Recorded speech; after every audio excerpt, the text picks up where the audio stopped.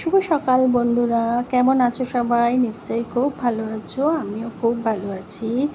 Smile with সাথী পরিবারে তোমাদের সবাইকে স্বাগত। তা চলো, আজ হচ্ছে রবিবার। এখন সকাল সকাল উঠেছি। উঠে প্রথমে ফ্রেশ হয়ে এখনও বাসি যে কাজগুলো আছে সেগুলোতে কোনো কিছুতে হাত দিইনি।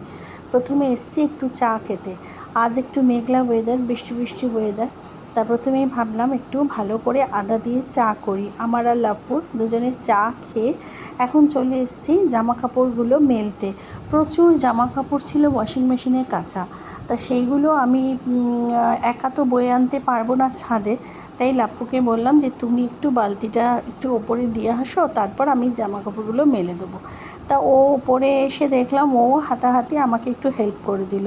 এই জামা কাপড়গুলো মেলে দিচ্ছিলাম, ও ক্লিপ লাগিয়ে দিল।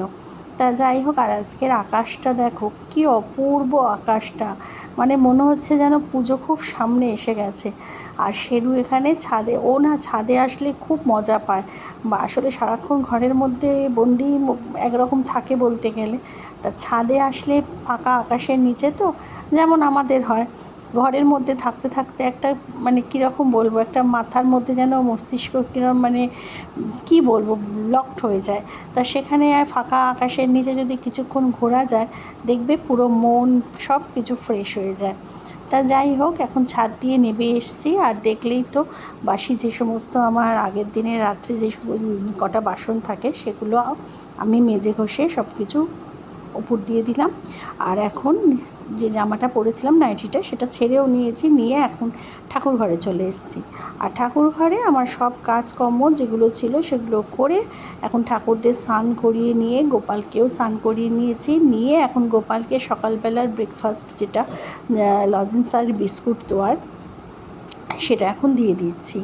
তা চলো তাহলে, এখন গোপালকে স্নান টান করিয়ে নিয়েছি, নিয়ে এখন গোপালকে এবার একটু ধূপ আর একটু দিয়া দিয়ে একটু আরতিও করে নেবো। আর আজ যেহেতু রবিবার, তাই আজকে একটু স্পেশাল কিছু করার ইচ্ছা আছে। তা দেখা যাক, মানে মনে মনে তো ঠিক করেই নিয়েছি যে কি রান্না করব না করব, তোমাদের সাথে সেটা শেয়ারও করব, তার জন্যই প্রিপারেশান নিচ্ছি। তা আমি আজকে যে পদগুলো রান্না করব, সেই সব কটা পদই না নতুন, মানে আমার কাছে নতুন, প্রথমবার করব। তা যাই হোক, এখন গোপালকে এসে আমার হয়ে এখন চলে এসেছি সোজা রান্নাঘরে। আর আজকে রান্নায় ব্রেকফাস্টে আছে হচ্ছে রুটি, আর এখানে একটু সুজি করছি। লাপু বললো, লাপুর জন্য সুজি, ও খুব সুজি খেতে ভালোবাসে রুটির সাথে।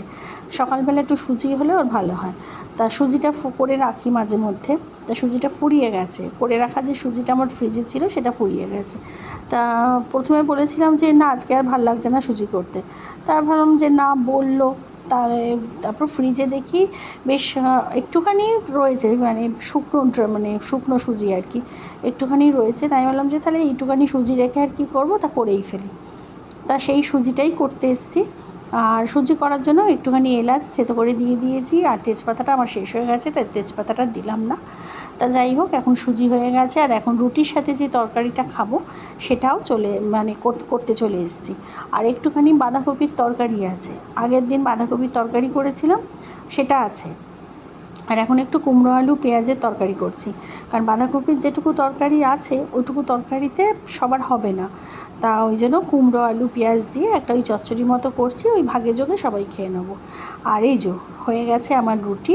এই বাঁধাকপির তরকারি, কুমড়ো আলুর তরকারি, এখানে রুটি, এখানে পেঁয়াজ লঙ্কা সুজি, একদম গুছিয়ে বসেছে লাপ্পু খেতে। আর তার সাথে আছে সুজি। আর আমি তাই হাসছি আর বলছি, তোমাকে দেখে মনে হচ্ছে এটা তুমি ব্রেকফাস্ট করছো, এটা মনে হচ্ছে তুমি লাঞ্চ করছো। তা যাই হোক, এই নিয়েই আর কি করছিলাম।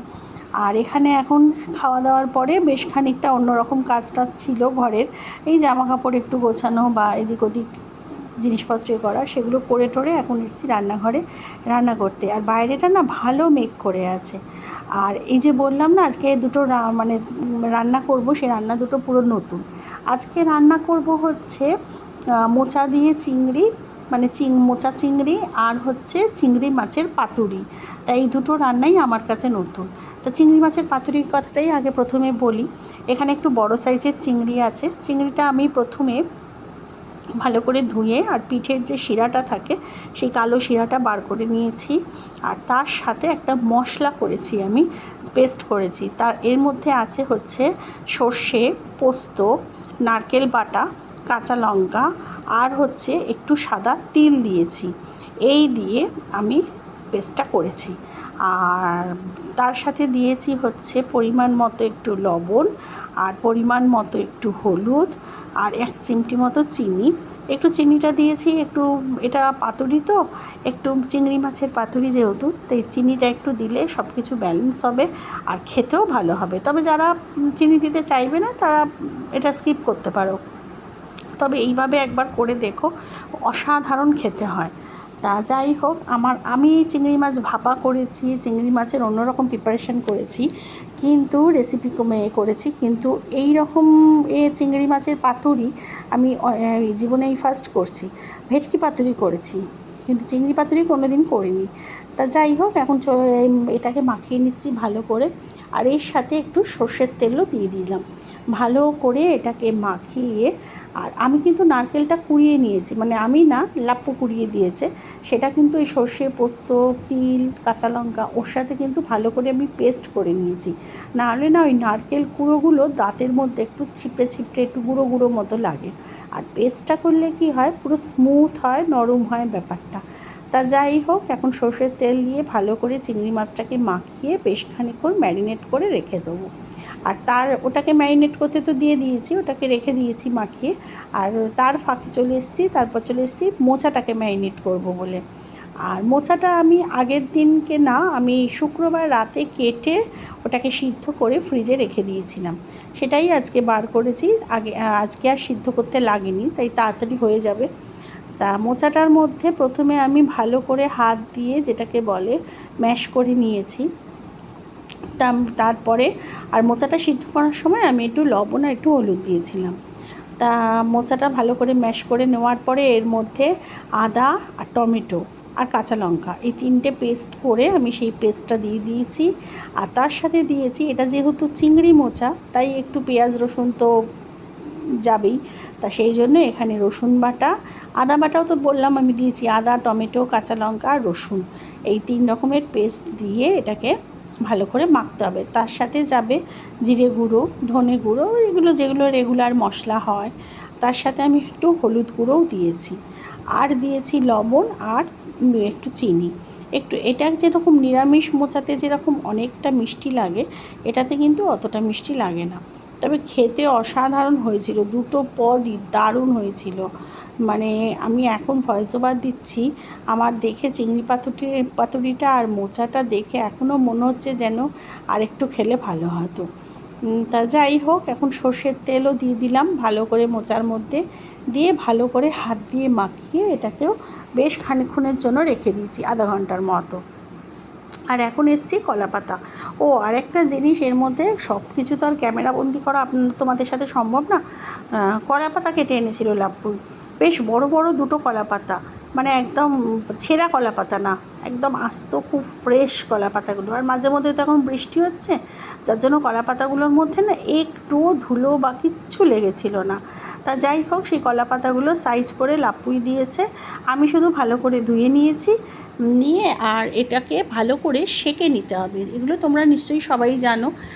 শুকনো তাওয়ার ওপরে একটা শুকনো কাপড় দিয়ে কলাপাতাগুলোকে একটু মানে চেপে চেপে ধরলেই দেখবে ওটা নরম হয়ে আসবে। আর তারপর এই কলাপাতাগুলোর গায়ে আমি ভালো করে সর্ষের তেল ব্রাশ করে নিয়েছি। নেওয়াতে কি হয়, যে সর্ষের তেলটা মানে ভেতরটা ড্রাই হয় না যখন এই পাতুরিটা হবে। আর তারপরে এই চিংড়ি মাছ তো ম্যারিনেট আমার করাই ছিল, তা সেই ম্যারিনেট করা চিংড়ি মাছগুলো এর কলাপাতার মধ্যেখানে দিয়ে দিলাম।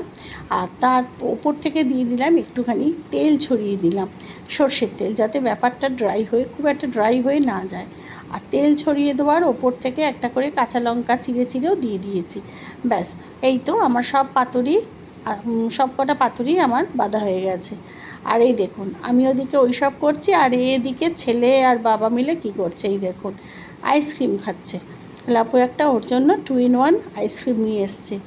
আর এই দেখুন কীভাবে খাচ্ছে, দেখুন ও আইসক্রিম খেতে ভীষণ ভালোবাসে, ভীষণ ভালোবাসে।